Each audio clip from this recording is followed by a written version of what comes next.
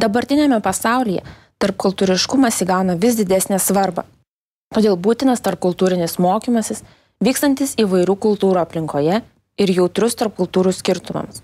Tarpkultūrinis mokymasis vyksta suvokiant, kad skirtingų kultūrų žmonės gali būti ir sugyventi kartu ir siekiant kurti tokią visuomenę.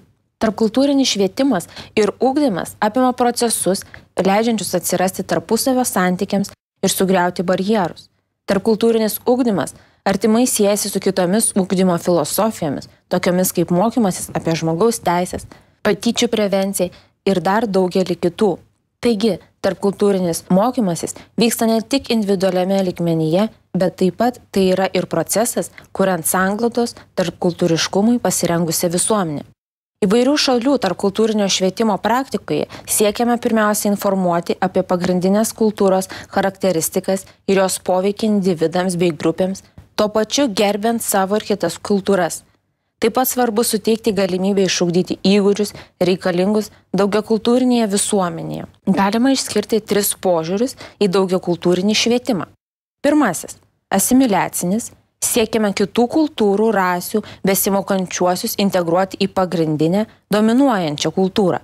Tokiu atveju kitos kultūros gali tik labai nežymiai arba visai neturi galimybės dalintis savo kultūros elementais. Antrojo požiūrio atveju siekiame skatinti pozityvią grupės tapatybę ir į mokymąsi įtraukiamos tam tikros kitų kultūrų dalys. Trečiasis požiūris siekia įgalinti visų kultūrų besimokančiuosius, kuriant tokią aplinką, kuri leistų išlaikyti visus esančius kultūrinius identitetus, kitaip tapatumą, savastį. Nors tarpkultūrinis ugdymas turi vykti visoje visuomenėje, beveik nebejojama, kad tarpkultūrinis švietimas yra sukoncentruotas į vaikų ir jaunų žmonių santykius. Šį pasirinktą prioritetą didžiąja dalimi galima paaiškinti tuo, kad ateityje jie bus tarpkultūrinės visuomenės piliečiai. Vaikai ir jauni žmonės taip pat yra svarbus bendravimo kanalas su suaugusiais. Tarpkultūrinis vaikų ir jaunų žmonių ugdymas turi 2 skirtingas kryptis.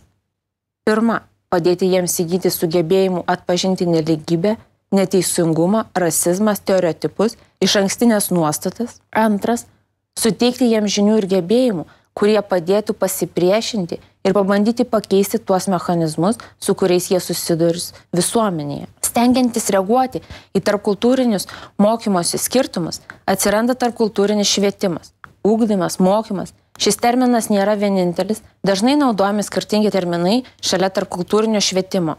Taip pat yra minimas ir daugiakultūrinis švietimas, skirtingų kultūrų švietimas. Komunikacija tarp skirtingų kultūrinių identitetų gali pasirodyti paradoksali ta prasme, kad ji reikalauja pripažinti kitą ir kaip panašų, ir kaip skirtingą. Šiame kontekste tarpkultūrinis švietimas gali būti skirtas skatinti ir ugdyti geresnį kultūrų supratimą moderniose visuomenėse, didesnį gebėjimą bendrauti su skirtingų kultūrų žmonėmis, lankstesnį požiūrį į kultūrų įvairovę visuomenėje, didesnį dalyvavimo socialinėje sąveikoje ir bendro žmonių paveldo pripažinimą. Pagrindinis tarpkultūrinio švietimo tikslas yra skatinti ir ugdyti sugebėjimą sąveikauti ir komunikuoti tarp moksleivių ir juos supančios aplinkos. Tačiau ugdant tarpkultūrinio švietimo nuostatas yra pavojus daugiau ar mažiau sąmoningai tapti šališkais. Tarpkultūrinio švietimo metu svarbiausias yra kitas asmuo bei santykiai su juo. Tai skatina nuolat perklausti dalykus, kuriuos mes priimame kaip savaime suprantamus ir padrąsina pastoviai atsiverti tam, kas nežinoma ir nesuprantama. Sąveikos ir tarpusavio atradimo procese kiekvienas žmogus gali realizuoti save asmeniškai, socialiai, globaliai. Pedagoginis santykis grindžiamas mokinių įgalinimu, padedant mokiniams tapti pilnaverčiais visuomenės nariais. Ugdymo principai tiek mokykloje, tiek už jos ribų yra be galo svarbus. Kaip mes remsimės šiais principais, daugeliu atveju priklauso nuo konkrečios situacijos. Mokyklos vaidmuo yra nepakeičiamas. Tokiu atveju, ugdant tarpkultūriškai, turėtų būti vykdomos programos, skirtos patenkinti pagrindinius mažumų grupių poreikius, kuriant ir įgyjant visuomenės pripažinimą. Šios programos egzistuoja dominuojančioje kultūroje, bet yra atviros pokyčiams. Jos turėtų leisti vaikams pamažu susipažinti su vyraujančios tautos kultūra, įgyti gebėjimų, asmeninį nepriklausomumą.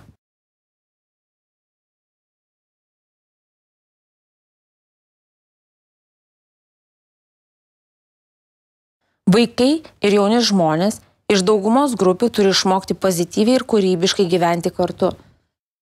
Keletas rekomendacijų, kurios būtų geras praktikos pavyzdys. Tarpkultūrinis ugdymas visiems mokytojams turi būti vienas pagrindinių ugdymo veiksnių. Jeigu mokytojai tam tikrą laiką dirbtų kitoje kultūrinėje bendruomenėje, kartu stengdamiesi suprasti, kas vyksta su jais pačiais, jie būtų geriau pasirengę padėti savo mokiniams išmokti aktyvios tolerancijos. Vadovėliai ir kitos mokymo priemonės turi būti peržiūrėtos tam, kad mokiniai išmoktų priimti skirtingą požiūrį ir perspektyvas kaip neformalus tarpkultūrinis ugdymas. Neformalaus tarpkultūrinio ugdymo tikslai sutampa su formalaus tarpkultūrinio ugdymo tikslais. Šie du ugdymo būdai tarpusavy skiriasi ugdytojais ir darbo metodais. Neformalaus ugdymo srities pedagogai su jaunimu dirba jaunimo klubuose, jaunimo organizacijose ir judėjimuose. Tarpkultūrinis švietimas kelia naujus iššūkius ir švietėjams, ir konsultantams. Žmogaus elgesys su tuo susijusios pasekmės ir mokymosi procesas visada vyksta socialinėme ir kultūrinėme kontekste. Individo problemas ar interesus manyti esant atskirus nuo socialinio bei kultūrinio konteksto reiškia juos neteisingai suprasti. Būtina, kad pedagogai, konsultantai suvoktų savo kultūrinę savastį ir bandytų jautriai suprasti kitų kultūrų žmonių išgyvenimus.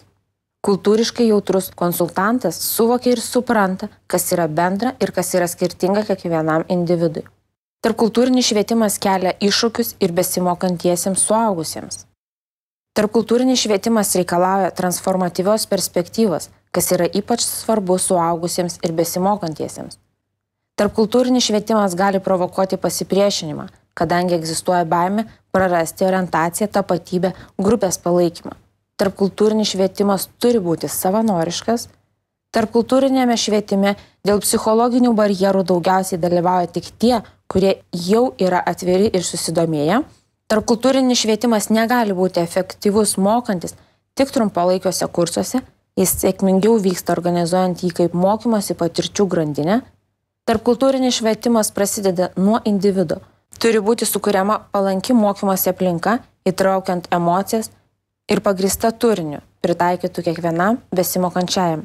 Tarpkultūrinėme švietime kultūriniai skirtumai egzistuoja ir jie veikia individų elgseną, taip pat ir mokymosi stilių. Šių skirtumų absoliutinti nereikia, bet reikia suprasti, kad jie egzistuoja.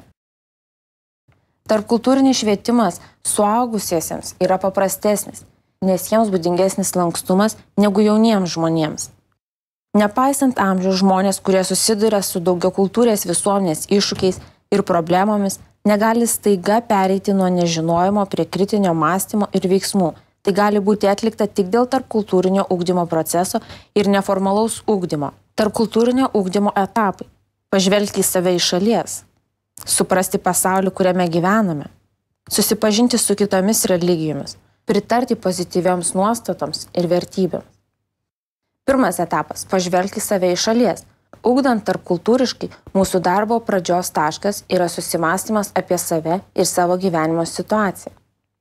Temos ir turinys. Mūsų pačių socialinė ir kultūrinė realybė. Iš naujo įvertinti, ką laikome pozityviais ir negatyviais dalykais savo aplinkoje. Mūsų įpročiai, mąstymo ypatumai, gyvenimo būdas. Paaiškinimas apie savo realijas tiems, kurie jų nežino. Reagavimas į kitas socialinės ir kultūrinės realijas, su kuriomis susidurėme gyvenime. Kodėl atsiranda tos išankstinės nuostatos ir stereotipai? Kodėl vienos išankstinės nuostatos ir stereotipai yra pozityvūs, o kiti negatyvūs? Diskriminacija, subjektyvus reiškinys. Kiekvienas mūsų galime būti diskriminuojami dėl vienos ar kitos priežasties. Kodėl atsiranda diskriminacija? Kokiamis formomis ji pasireiškia? Antrasis tarpkultūrinio ugdymo etapas – suprasti pasaulį, kuriame gyvename. Skirtingos visuomenės, šalis ar valstybės negali vystytis, jeigu jos yra izoliuotos viena nuo kitos. Mes gyvename pasaulyje, kurio elementai tarpusavyje susiję. Jėgos, kurios priverčia daug žmonių palikti savo valstybę, kad išgyventų, didžiąja dalimi atsiranda dėl ekonominės sistemos, nuo kurios priklauso mūsų gyvenimo būdas. Supratus, kad gyvename pasaulyje, kurio elementai tarpusavėje susiję, mums reikia analizuoti savo požiūrį į globalizacijos fenomeną. Trečiasis tarpkultūrinio ugdymo etapas yra susipažinti su kitomis religijomis. Dauguma negatyvių požiūrių kultūrą, gyvenimo būdą ar visuomenę, kurie skiriasi nuo mūsiškių, kyla iš baimės to, kad mes nepažįstame. Todėl svarbiausias dalykas, ugdant tarp kultūriškai, yra skatinti pažinti ir įgyti žinių apie kitą kultūrą. Ne kaip turistai, kuris laikosi saugaus atstumo, bet būti atviram rizikai ir pokyčiams. Ketvirtasis tarp kultūrinio ugdymo etapas yra pozityviai žvelgti į skirtumus. Ko remiantis galime į skirtumus žvelgti pozityviai. Mūsų pačių kultūra yra skirtingų dalykų mišinys. Socialinė ir kultūrinė aplinka, kuriai priklausome, yra skirtumų rezultatas. Mes manome, kad tie skirtumai nėra didžiulė kliūtis gyventi kartu. Skirtumai tarp skirtingų kultūrų yra pozityvus dalykas. Ryšiai ir santykiai tarp skirtingų kultūrų praturtina ne tik individus, bet ir visuomenę. Tai gali būti labai smagus dalykas ir teikti pasitenkinimą. Kiekviena visuomenė ir kultūra turi kažko išmokti iš kitos kultūros ir kažko pamokyti kitą visuomenę. Kaip mes išmokstame nesusidaryti nuomonės apie kitas kultūras ir gyvenimo būdą, kurie mums atrodo keisti? Kaip galime išmokti gyventi su nesaugumo jausmu, kurį tie procesai pažadina mumyse? Kaip pasinaudojame didžiulėmis galimybėmis, kurias suteikia tokie susidūrimai? Penktasis tarpkultūrinio ugdymo etapas – praturtinti pozityviomis nuostatomis, vertybėmis ir elgesiu. Visose tarpkultūrinio ugdymo etapuose skatinamas šios vertybės – žmogaus teisės, pripažinimas, priėmimas, aktyvi tolerancija, pagarba, konstruktyvus konflikto įveikimas ir solidarumas. Jeigu teigiame teisę į solidarumą, tai mes patys esame įpareigoti parodyti solidarumą. Tai vienas iš dalykų, kurių siekiame tarp kultūrinių ugdymų. Tačiau jauni žmonės turi savo požiūrį. Mes galime tik padėti palengvinti šį procesą, padėdami priimti daugybę iššūkių su kitais. Jeigu palaikysime šį požiūrį, bus lengviau skatinti pozityvų elgesį su kitos kultūros žmonėmis. Taip pat turime turėti omenyje, kad tas požiūris ir elgesys negalimi, jeigu jie nėra ugdomi lygiagrečiai su tokiomis ypatybėmis kaip sąžiningumas, bendradarbiavimas, bendravimas, kritinis mąstymas ir organizavimas. Pamastykime. Tarpkultūrinis ugdymas nėra uždara programa, kuri gali būti kartojama be nuolatinių keitimų. Atvirkščiai, skirtingų tarpkultūrinių užsiėmimų rūšių yra be galo daug. Ir todėl nuolat turime savęs klausti, ką mes darome ir kodėl. Nėra stebuklingos formulės, kuri užtikrintų sėkmę.